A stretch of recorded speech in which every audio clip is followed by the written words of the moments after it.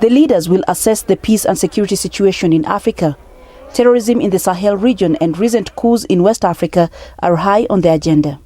The African Union Commission leadership says that insecurity in some countries is growing because partly some leaders do not heed to any advice or warning from the African Union Commission.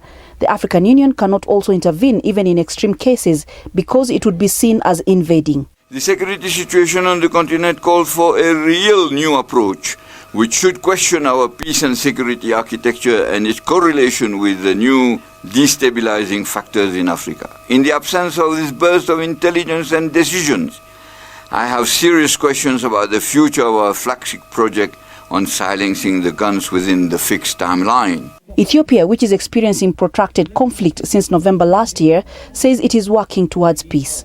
The government of Prime Minister Abiy Ahmed has been in conflict with a rebel group in the country's north, leading to a humanitarian crisis that the United Nations says has affected over 9 million people.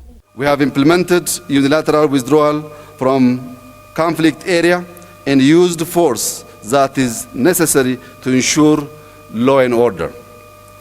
As a gesture of goodwill, we have released high-profile suspects with a view of creating conducive environment for peace. We shall leave no stone unturned in our search for peace in our country.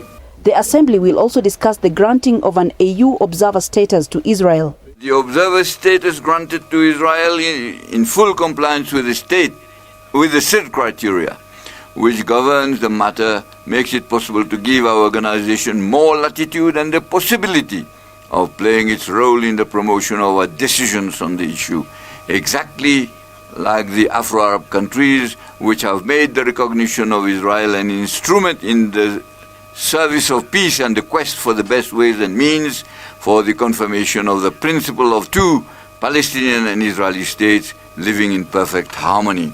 South Africa is among the countries that have opposed this decision. Palestine, which since 2013 has enjoyed observer status at the African Union, is calling for a reversal. We call for the withdrawal and objection of Israeli observer status at the African Union. We believe that granting Israel observer status at the African Union is undeserved reward. This actually a reward that encourages Israel to continue violating international treaties, breaching all agreements with us. With this reward, it gains impunity. Citizens have their own expectations for the summit. On the economic transformation, we expect member states to prioritize jobs. Africa cannot afford to not have its youth at work. So we want all the youth to be at work. We basically need 15 million jobs to be created every year. South Africa's President Cyril Ramaphosa is attending the summit virtually. He has presented a report on the African Union response to COVID-19 pandemic.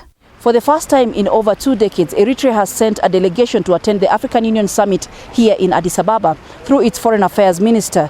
This follows warm relationship between Ethiopia and Eritrea after Prime Minister Abiy Ahmed extended an olive branch to the neighboring country after he came to power in 2018, ending an over 2 decades enmity between the neighboring countries.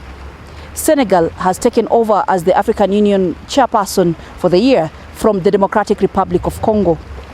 Coletta Wanjohi, SABC News, Addis Ababa, Ethiopia.